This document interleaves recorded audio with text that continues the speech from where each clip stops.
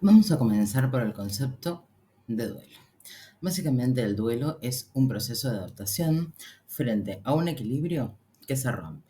Se produce esta ruptura es inesperada y rompe el equilibrio preexistente hasta este momento.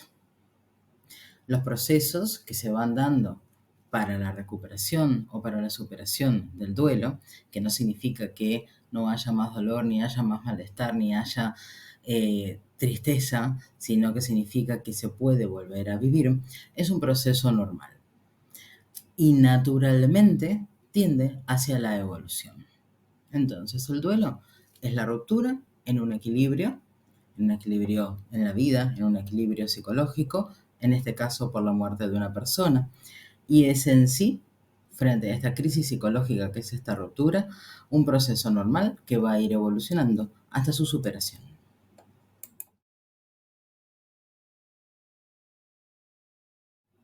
En relación al duelo anticipado, tenemos que se da cuando se produce que una persona se encuentra enferma y esta enfermedad es una enfermedad terminal. Este duelo es el principio del fin. Es como vivir entre dos mundos, uno en el cual la persona sigue, en el cual se está habituada, por ejemplo, la persona que le está cuidando a esta otra persona, y en este mundo inseguro que es a donde va a ir la persona una vez que fallezca. Es como la puerta anticipatoria del duelo que nos va a esperar, que nos va a ocurrir después. El duelo anticipatorio no suplanta el duelo posterior a la muerte. Lo que se hace son dos.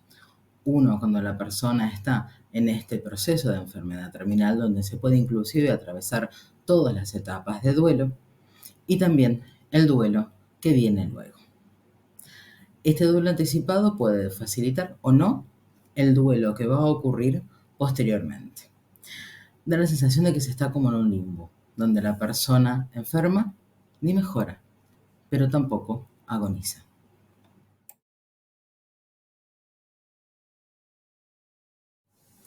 Vamos a hablar ahora de lo que son las etapas del duelo. Las etapas con las que vamos a trabajar son las etapas de Elizabeth Kubler-Ross. Estas etapas son todas las reacciones frente a la pérdida producida. Cada pérdida es diferente, cada reacción es diferente porque cada una de las personas somos diferentes. Es un recorrido donde a través de determinadas etapas se aprende a aceptar, que no significa que me agrade, significa que dejo de luchar con lo que está ocurriendo, eso es la aceptación, que esa persona que yo quería ya no está. Las etapas, según Elizabeth Kubler-Ross, son la negación, la ira, la negociación, la depresión y por último la aceptación. Esto no es un proceso lineal, sino que va a depender de cada una de las personas. A veces se pasa de una a la otra en este orden y luego se vuelve a la anterior, que no significa un retroceso, sino que es el proceso de adaptación que se está haciendo. Y eso de volver a la etapa anterior no significa que algo esté pasando que sea negativo. Cada persona las atraviesa entonces a su manera. Vamos con la etapa de la negación. Cuando hablamos de la negación, obviamente esto es simbólico, no es literal. La persona comprende que esta otra persona ha fallecido y que ya no está. Tiene que ver con un mecanismo que utiliza nuestra mente, nuestro cerebro, para poder tolerar todo este dolor. Entonces al principio da esa sensación de esto no puede estar pasando. Esto es cierto, esto está ocurriendo, es verdad que ya no está. Es una forma de instaurar la realidad de la muerte, que es una realidad irreversible. Entonces, la negación es un proceso normal, se da a veces en mayor o menor medida dependiendo de cada una de las personas, pero es una forma también de aceptar todas estas emociones que pueden ser completamente abrumadoras. Tras este proceso de negación, donde es una forma de proteger nuestra mente frente al dolor de la pérdida, puede aparecer la ira. Recordemos que no todas las etapas se dan de una manera lineal y quizás no aparezcan todas. La ira se puede manifestar de muchas maneras, como un enojo hacia la propia persona, con pensamientos como no cuidé a mi mamá, a mi abuela o a mi abuela, a mi familiar, como yo creía de esta manera, me enojo entonces conmigo mismo. con los profesionales de la salud, la idea de que se podrían haber hecho otras cosas, de que podrían haber tratado a esta persona de una manera diferente, con la familia. Las personas creyentes pueden estar enojadas con Dios o con otras creencias espirituales o religiosas que tengan, de, por ejemplo, por qué Dios no ayudó cuando más se lo estaba necesitando. Esta ira no tiene que ser necesariamente ni lógica ni válida. También puede ir en muchos casos sobre aquella persona que ha inclusive fallecido. Esta ira puede ir cediendo hacia otras emociones como la tristeza, la soledad, el pánico, entre otras. La ira es una de estas emociones que no están muy socialmente aceptadas. Es más fácil que frente al duelo se acepte la tristeza, pero es difícil que se acepte la ira. Pero como todas las expresiones, deben poder gestionarse, deben poder nombrarse, deben poder expresarse y poder abrazarlas para poder atravesarlas. Hay que desahogarla de alguna manera, siempre sin hacernos daños a una misma, a las otras personas que nos rodean de ninguna manera. Pero lo que no hay que hacer es reprimirla. Hay que buscar la forma de explorarla, hay que validarse la emoción, no juzgarla e intentar hallarle un sentido. Cuando hablamos de negociación es como una tregua temporal. Es un proceso que se da más cercano, como si pudiéramos pensarlo, al pensamiento mágico. Como por ejemplo, si yo no le hubiera pedido a mi pareja que saliéramos a correr a esa hora, no nos hubiera atropellado el auto y ella no hubiera fallecido. La idea de seguro que si me porto bien y si me duermo, me van a restituir a la persona fallecida. Obviamente, quien está en la etapa de negociación sabe que la persona fallecida no está, sabe que murió, sabe que no va a retornar, pero eso no significa que el dolor sea tanto que no se pueda aparecer estos procesos, como les decía antes, más del lado desde la fantasía o desde el pensamiento mágico. Pero más allá de que racionalmente se comprende, se podría asociar o homologar un poquito a lo que tiene que ver con la negación. Sabemos que esta persona ha fallecido, eso no significa que no se quiera que de alguna manera, aunque sea como una tregua temporal, vuelva con nosotros. Cuando hablamos de depresión no estamos hablando del cuadro diagnosticado psicológica o psiquiátricamente, sino tiene que ver con el comienzo del proceso de aceptación como una noción no solo tan cognitiva, sino más emocional de que esta persona ya no está. Esta depresión tiene que ver con esta tristeza fuerte que se produce, con esta angustia que se produce, forma parte de la elaboración del duelo y es empezar a entender que realmente esta persona no va a estar nunca más con nosotros o con nosotras. La última etapa que se debería alcanzar a través de las tareas que hacemos en el duelo es la aceptación. La aceptación no tiene que ver con el concepto de resignación, no significa que esta realidad me está agradando, significa que dejo de resistirme y de luchar con esta realidad, porque cuanto más resistencia le pongo al dolor que estoy sintiendo, más sufrimiento va a aparecer, porque este proceso de sufrimiento tiene que ver más con todas esas cosas que nos decimos a nosotras y a nosotros mismos, tiene que ver más con los procesos del pensamiento. Es aceptar que esta persona no va a estar más físicamente y que esta ausencia es permanente. E implica que a lo largo del tiempo se puede volver a vivir en un mundo donde esta persona falta de una manera definitiva.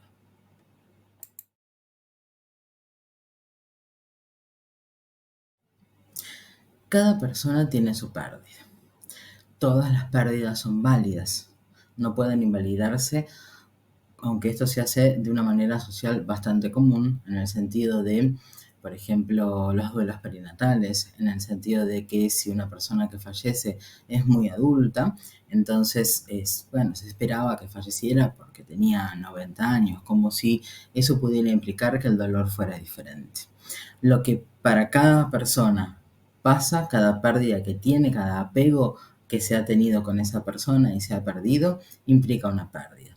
Y absolutamente todas las pérdidas son válidas y no hay que comparar una con la otra. porque cada una de las personas siente el dolor que siente por aquella persona que ya no está.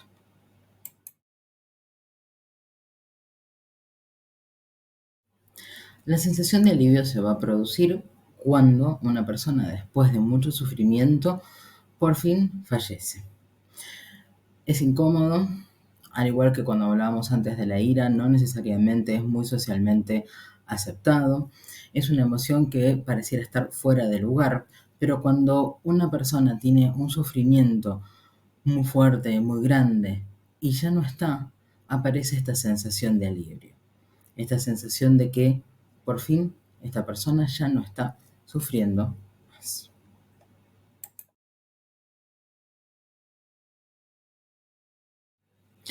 Cuando hablamos de los ojalá tiene que ver con todas estas cosas que nos gustaría haber dicho o haber hecho antes que la persona falleciera. Son todas esas lamentaciones que se producen tras la muerte, tras la pérdida. Ojalá hubiera compartido más tiempo, ojalá hubiéramos paseado más, hubiéramos tomado la decisión de mudarnos a otro lugar, los pedidos de perdón, los pedidos de disculpa, decirle a la otra persona que se la quiso. Hay que validarse porque esto pasa y hay que perdonarse porque no siempre podemos hacer lo que queremos, sino simplemente siempre hacemos lo mejor que podemos, aunque los resultados no sean los mejores.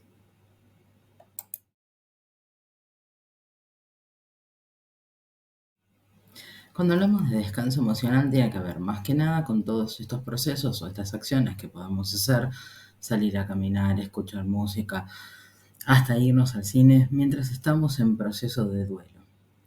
Es como hacer un entre paréntesis, el stand-by de todas estas emociones que se están viviendo. Es como una pequeña tregua, parar, frenar y descansar. A veces está la idea de que hay que estar sufriendo o llorando todo el tiempo porque eso tiene que ver con que queremos mucho más al otro. Pero bueno, las cosas no son de esa manera, eso solamente es un juicio. Entonces hay que aprender durante el proceso de duelo, parar, frenar y también dedicarse un tiempo a una misma o a uno mismo.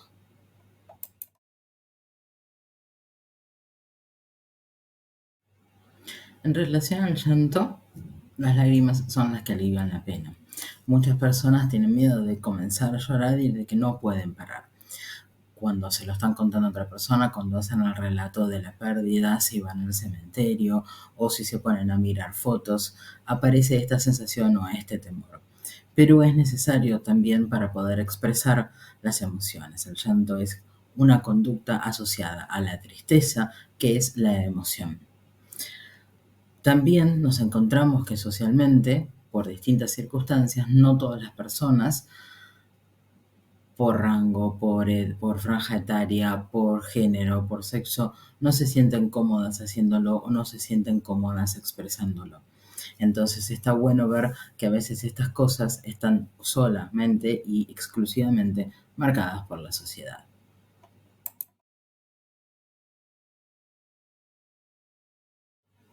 Recordemos que soñar con la persona fallecida es un proceso absolutamente normal, así como la sensación de presencia o inclusive la visualización de esa persona que ya no está con nosotros.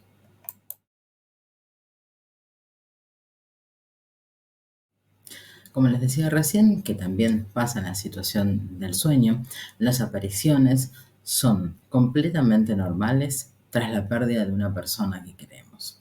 Las apariciones pueden darse desde el aspecto visual de ver a la persona fallecida, la sensación de ser tocado, de ser tocada, los olores como sentir, por ejemplo, el perfume, una sensación de presencia en la habitación, alguien que nos está rondando, no tienen que tener una explicación lógica. Simplemente es entender que esto es un proceso completamente normal.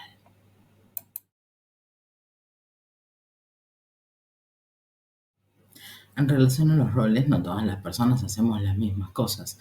Y quizás la persona fallecida se ocupaba de hacer determinadas tareas, determinadas acciones, y las personas que quedan, los y las sobrevivientes, deben ocupar muchas veces o adoptar muchos de estos roles. Esto también nos muestra todas las actividades y la importancia que desempeñaba esa gente en nuestras vidas.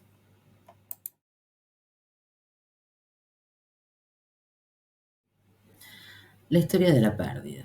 Podrá ser el relato de cómo se produjo la pérdida, de cómo recibimos la noticia, de dónde ocurrió. Esto de poder expresárselo a otra persona forma parte del proceso de curación, hacer el relato a veces una y otra vez. Sabemos que la otra persona puede también, cuando nos está escuchando, brindarnos su compasión y sostener parte de ese dolor a partir del relato que se está haciendo. Por eso es importante poder contárselo a alguna persona con quien haya conexión.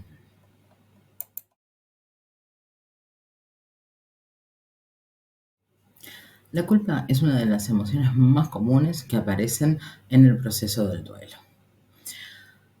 Hayamos acompañado a la persona, hayamos estado ahí, sea como sea que haya sido el final, por múltiples factores termina apareciendo la culpa. Excepto en algunos casos muy puntuales, esta culpa no tiene ningún sentido, no tiene ninguna lógica. Entonces hay que trabajarla, hay que revisarla, hay que hacernos preguntas acerca de ella para ver si la estamos experimentando, si la estamos atravesando, por qué y para que no se convierta en una conducta evitativa para no sentir el dolor. En vez de sentir tristeza, siento culpa y me quedo con eso. Por lo tanto, primero, es una emoción. Como todas las emociones nos transmiten información y es importante hacernos preguntas sobre ella para ver a qué está aludiendo. No la búsqueda de la causa, sino qué es lo que me está transmitiendo y si esa culpa es adecuada o no, para poder también aprender a gestionarla y dejarla pasar.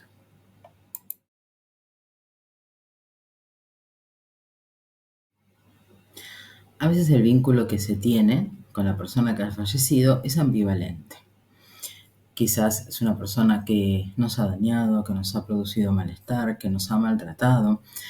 Entonces aparecen muchas cosas. Primero la sensación de cómo voy a llorar a una persona que me ha hecho daño, si no lo lloro también es incómodo. Entonces a veces hay que ver simplemente lo que aparece y si ese sentimiento está presente, el sentimiento de tristeza, de angustia, poder expresarlo, poder atravesarlo para poder hacer también el duelo.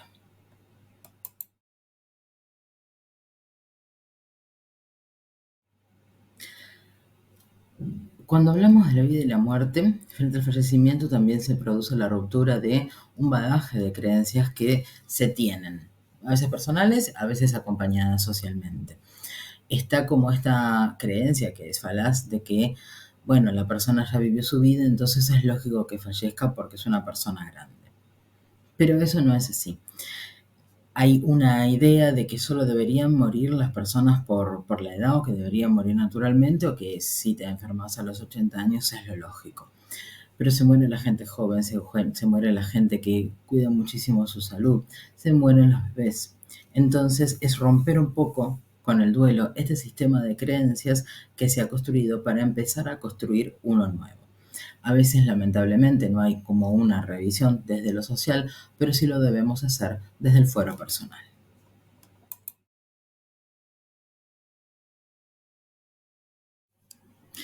Cuando hablamos de aislamiento tiene que ver básicamente con una cuestión concreta, física y real, de que antes otra persona estaba con nosotros, con nosotras y ahora ya no se encuentra. Es una parada dentro del proceso de la línea de duelo, pero es un lugar donde no hay que quedarse a vivir. Es un lugar del cual hay que ir poco a poco saliendo para encontrar un puente y volver a conectarse con el mundo exterior.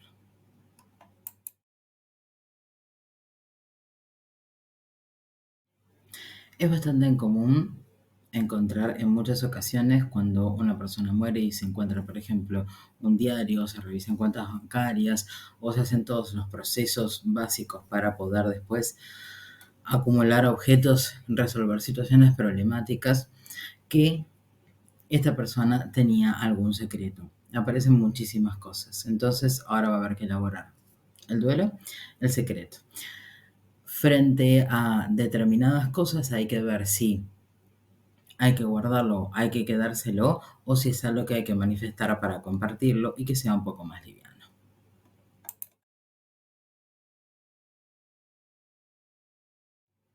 A veces aparece la sensación de la del castigo de que esta persona ha fallecido porque nos hemos portado mal, porque no hicimos las cosas como debíamos, como si la muerte pudiera ser opcional o como, volviendo a lo que habíamos hablado antes, se tuviera la idea de que solamente pueden fallecer aquellas personas que tienen determinada edad.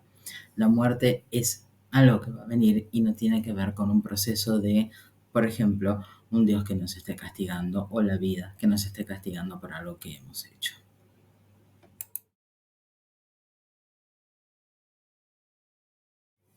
En relación a esto del hay que ser fuerte, es algo que puede llegar a ser muy peligroso, porque ser fuerte no significa que se le dice mucho y sobre todo se dice mucho en el duelo de niños, niñas y adolescentes, que es esta sensación de que bueno, hay que seguir y hay que aguantar. Entonces la emoción no se expresa y al no expresar las emociones tampoco puedo hacer las tareas psicológicas del duelo, pasar a las etapas de las que ya hemos hablado para poder llegar a la aceptación. Es algo que hay que empezar. Si sos la persona que lo dice, a no decirla y si la escuchas, a no prestarle demasiada atención.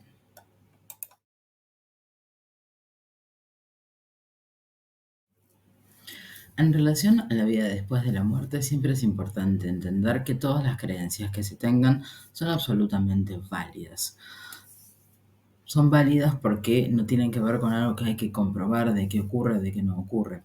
Se crea en el cielo, se crea en que todo se termina, en una reencarnación, sea lo que sea, no tienen que ser materia de debate. Todas las creencias acerca de la vida después de la muerte, sea desde la nulidad hasta una reencarnación, deben ser respetadas por parte de las otras personas.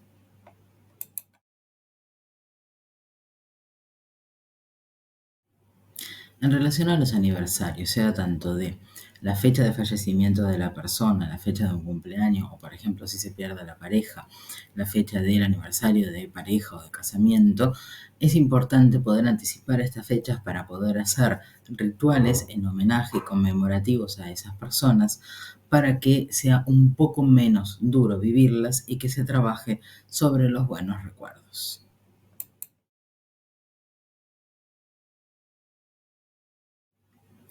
El tema del sexo durante el proceso de duelo es un tema del cual no se suele hablar mucho, básicamente porque a pesar de todo el tema del sexo sigue siendo de lo cual se habla de una manera más superficial de lo que creemos. A veces aparece la sensación de la culpa o el malestar si surge el deseo, si vuelve el deseo sexual mientras que se está haciendo el proceso del duelo, como algo que no debería ocurrir.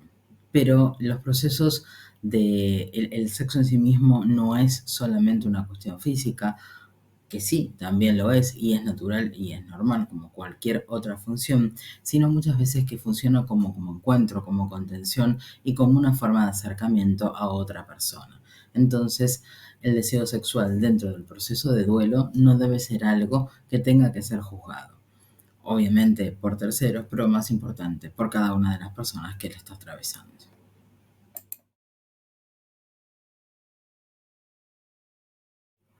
En relación al autocuidado en el proceso del duelo, luego de la muerte de una persona y sobre todo si esta muerte es precedida por una enfermedad que a veces puede ser larga, puede ser muy agotadora, la persona que es la sobreviviente o el sobreviviente puede ser quien haya cuidado durante la enfermedad, hay que ir poco a poco recuperando el equilibrio que se ha perdido en todo este proceso que está ocurriendo, desde la alimentación, la actividad física, empezar a dormir de la mejor manera que se pueda, poder tener lazos sociales, siempre con muchísima amabilidad y con muchísima compasión para con una misma o con uno mismo.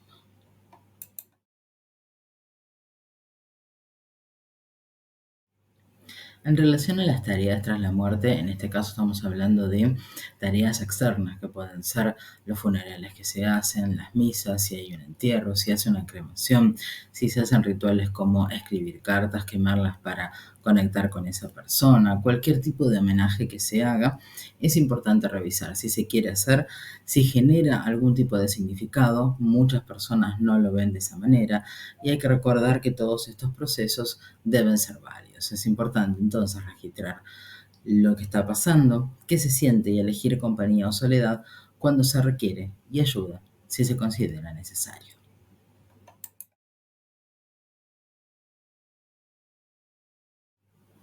En relación a los objetos que quedan de la persona fallecida, los dos extremos son malos. Guardarlos de una manera casi eterna o sacárselos de encima el primer día. Como ya sabemos, hay que ir por el camino del medio. Organizar la ropa, organizar las pertenencias, facilita el proceso del duelo porque nos estamos conectando mediante un objeto con esa persona que ya no está.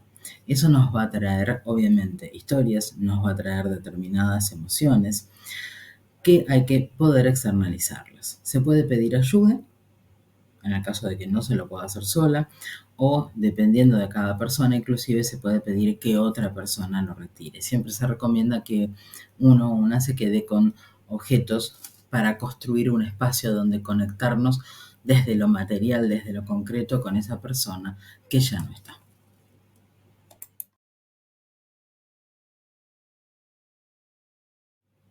Cuando hablamos de festividades es como les hablaba antes de estas fechas que son relevantes. Muchas veces esto tiene que ver con, va más allá de una fecha como un cumpleaños, como un aniversario, la fecha del fallecimiento. Son festividades mucho más grandes, como podría ser, por ejemplo, la Navidad, el Año Nuevo, donde la gente, sí, dependiendo de la religión que se profese, si es que se profesa alguna, donde la gente se une. Son momentos donde hay como un proceso de comunión, donde hay un proceso de muchas veces de alegría. Se pueden anticipar estas fechas, que obviamente son fechas que ya existen, preparar rituales, preparar determinados procesos, son partes también del viaje que hay que atravesar sin esta persona que ya no está. Y no hay que hacer nada más que lo que se quiera hacer, no hay que sentirse obligado o obligada a participar de determinadas actividades si no se siente cada una de las personas en condiciones de hacerlo.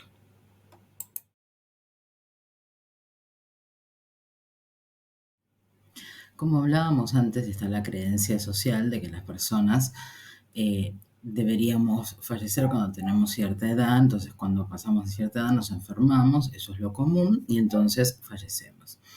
Pero sabemos, como decíamos, que fallecen adolescentes, niños y niñas, que fallece la gente que se enferma por más que cuide su salud, que no hay un determinismo especial. Pero pareciera que cuando la gente mayor es la que muere, la vejez amortigua mejor que una muerte joven, porque está la idea de tener una vida plena como si se asociara eso a los años. Esta es otra creencia que también socialmente estaría bueno empezar a revisar un poco.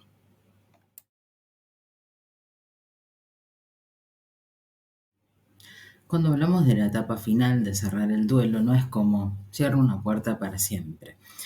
La persona que ya no está, la persona perdida, ese duelo siempre se va a reflejar en nosotros, en nosotras. No es como ponerle un fin y ya está, sino que lo que implica que esa persona es incorporada simbólicamente en nuestra vida y que una vez que es incorporada en nuestra vida podemos seguir avanzando y hacer otras acciones o volver a tener la vida que teníamos antes, no con las emociones que teníamos antes, pero sí, por ejemplo, si hacíamos una actividad física y durante el duelo no se pudo hacer, que una vaya recuperando. Pero no hay un cierre como cerramos una puerta y me olvido. El dolor vuelve a aparecer, las emociones vuelven a aparecer y siempre van a estar ahí. Lo que hace es mermar y pasar de esa angustia tan fuerte y tan extrema a la tristeza.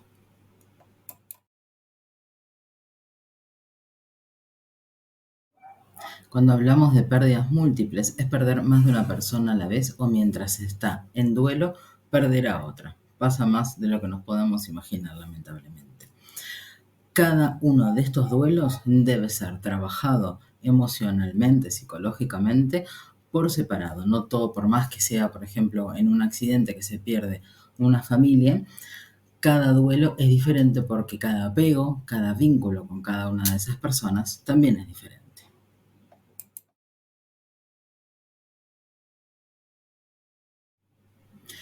Cuando hablamos de muertes por desastres, pueden ser naturales como terremotos, inundaciones, aunque muchas veces, por ejemplo, en las inundaciones está la mano del hombre, los tecnológicos, que son accidentes, explosiones químicas provocados por la mano humana, como por ejemplo atentados terroristas. Causan más de una muerte y causan más de un herido o una herida. Se mezcla el duelo personal tanto como el comunitario.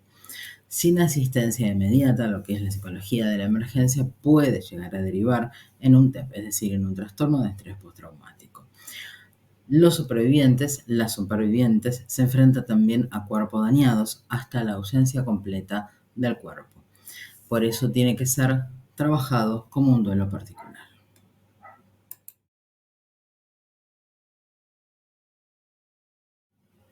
Uno de los duelos invalidados socialmente, como el duelo perinatal, por ejemplo, es la muerte por suicidio, que tiene un gran estigma social.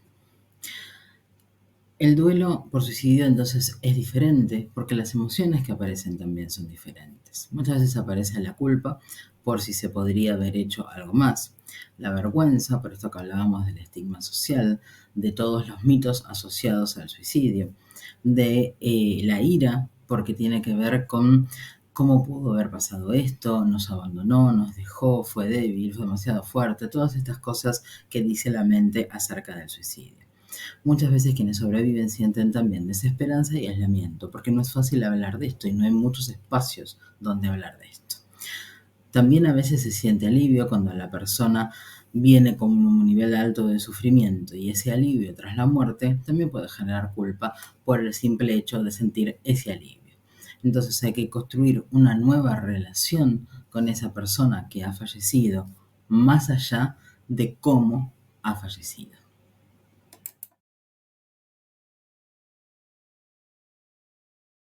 Las muertes repentinas generan un choque muy fuerte porque es algo para lo cual no hay ningún tipo de preparación. No es que para las otras las haya, pero si una persona, por ejemplo, está enferma, es más común que se espera, por ejemplo, que va a fallecer si está en una internación. Esto es algo abrupto, es un choque, es una crisis que produce, además del duelo, una crisis psicológica.